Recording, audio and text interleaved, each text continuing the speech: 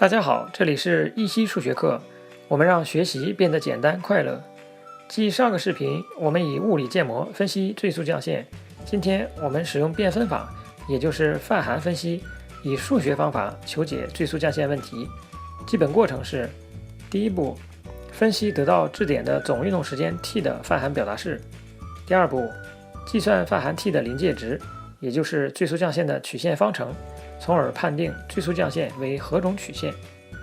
可以说，变分法的本质是分析泛函的极值条件，就是第二步中的求泛函临界值，其实就是求解泛函达到极值时它的自变函数的表达式。这里简单解释涉及到的一些概念。泛函是以函数构成的向量空间为定义域，实数集合为值域的函数，也就是把一堆函数映射到实数集上，这样的函数关系就是泛函，也被称作函数的函数。就好比对于普通函数求临界值，就意味着我们会求解自变量取何值时函数值最大或最小。类似的，作为泛函定义域内的函数，它在满足什么条件时会令泛函达到极值，这就是所谓的变分法。泛函自变函数相当于普通函数的自变量，而研究普通函数时会涉及自变量的增量。对于泛函，它的自变函数的增量就称为变分。相信有数学基础的你很容易理解这些概念。说到这，泛函有了比较清晰的轮廓。现在我们按照思维引导给出的提示，先来计算质点的总运动时间 t 的表达式。我们在质点的运动曲线上任意取极小一段弧长 ds， 按积分的思想，极小弧长的两端无限趋近可近似看作一点，而这一点的速度就可以代表质点在这一段弧长上的速度 v。 又根据势能转化为动能，小伙伴们可以回看上期视频，在物理方法求解最速降线的那期内容，我们具体论述过质点在运动轨迹上的瞬时速度 v 是根号下 2gy，y 就是图中的 h， 表示质点运动到任取的极小弧长位置时，距离水平 x 轴的下降高度。图中的 dx、dy 分别是运动的水平和数值分量。由此我们根据时间、路程与速度的数学关系，以及对 dx、dy、ds 构成的直角三角形，运用毕氏定理，就可以算出等式5所表示的质点在 ds 这段弧长上的运动时间 dt。总时间 t 就是 dt 在 AB 这个运动区间上的积分。我们用 y 撇表示 y 对 x 的导数 dy 比 dx， 代入总时间 t 的积分表达式，得到等式7。到这里也就完成了第一步的求解泛函表达式，可以阅读简要分析，得到进行第二步的线索。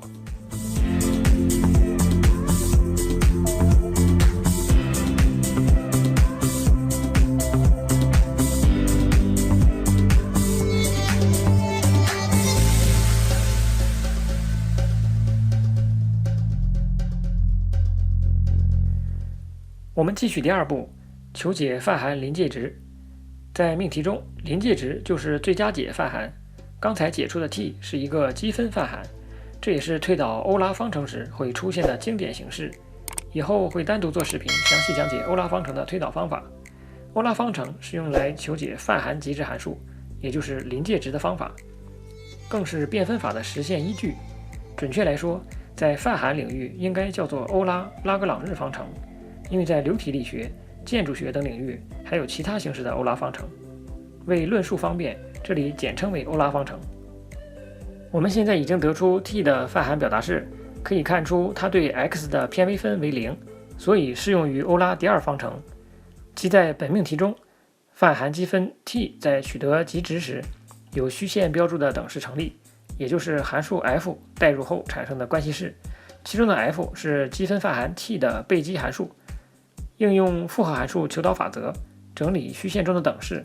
得到等式8所表示的 x 和 y 的微分关系。此时，我们再以常数 k 和质点在轨迹线上的旋转角 θ 组成等式来设定 y，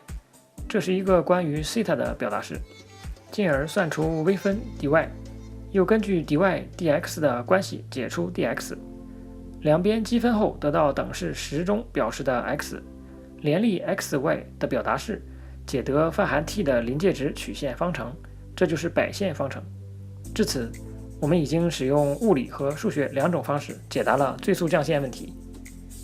最后附加一个简单的计算笔记，来说明一下摆线的等式性。所谓等式性，就是在最速降线的这段摆线上，仅在重力作用下，质点从摆线轨迹上的任意点出发，沿摆线滑落，最终都在同一时刻到达出发位置偏下方的某一定点。要证明这一特性，需要前面得出的结论，大家可以参考前述。这里直接使用等式1、图4、图5，与之前不同，我们已经解得摆线方程表达式 dx dy 代入后，可以直接算出弧长 v 圆 ds 的表达式，再结合从等式1得到的质点速度 v 值，就可以用积分计算运动时间 t。由图4可以看到，质点的运动方向与数值方向的夹角为西塔，